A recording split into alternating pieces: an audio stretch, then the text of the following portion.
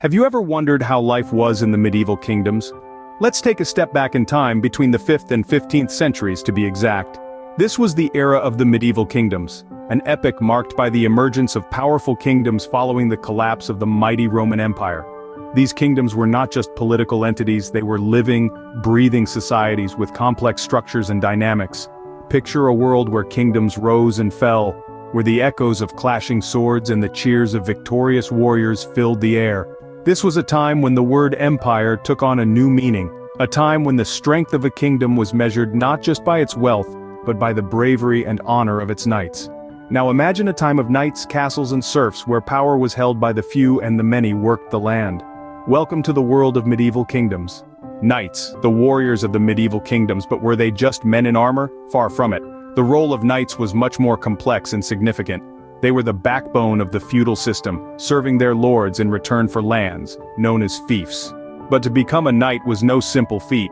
It required long and rigorous training, beginning as early as 7 years old as a page, progressing to a squire, before finally earning the title of knight.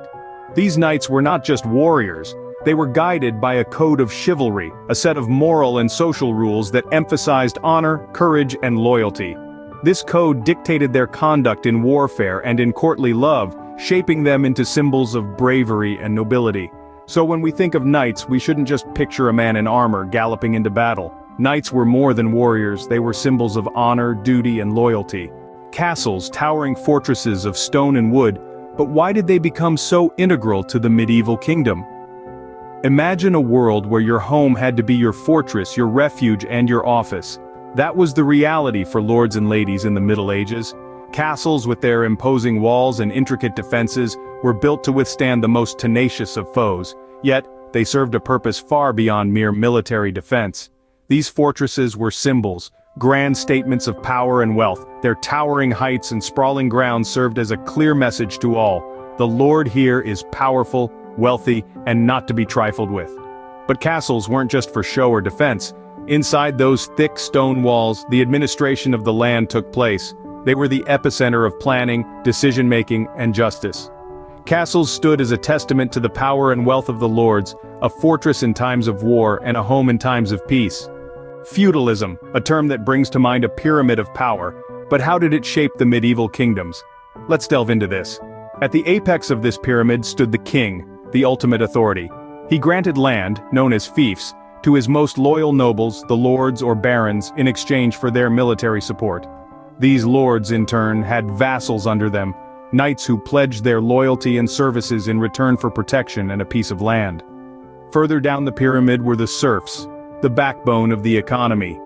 They worked the land, providing food and other goods, while in return, they received protection from the knight or lord they served. Feudalism was more than just a social structure. It was a complex system of mutual obligations and responsibilities, ensuring stability and order in the kingdom. Each level was dependent on the other, creating a delicate balance that was the cornerstone of medieval society. Feudalism was the glue that held the medieval kingdoms together, a system of mutual obligations and responsibilities. So, what remains of these medieval kingdoms? In the grand tapestry of history, medieval kingdoms have left an indelible mark. They've given us a rich legacy that continues to shape our world today.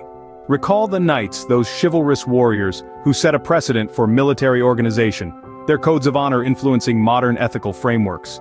The castles, those architectural marvels, remain as breathtaking reminders of medieval engineering prowess, standing tall against the test of time. And who can forget the social structure? The feudal system, for all its flaws, was a precursor to our modern political structures. It influenced the development of laws, rights, and responsibilities, laying down the groundwork for the democratic societies we live in today. Indeed, medieval kingdoms have left a profound impact on modern Europe, shaping its laws, its architecture, and its cultural identity. The echoes of the medieval kingdom still resonate in our modern world, a testament to a time of knights, castles, and feudalism.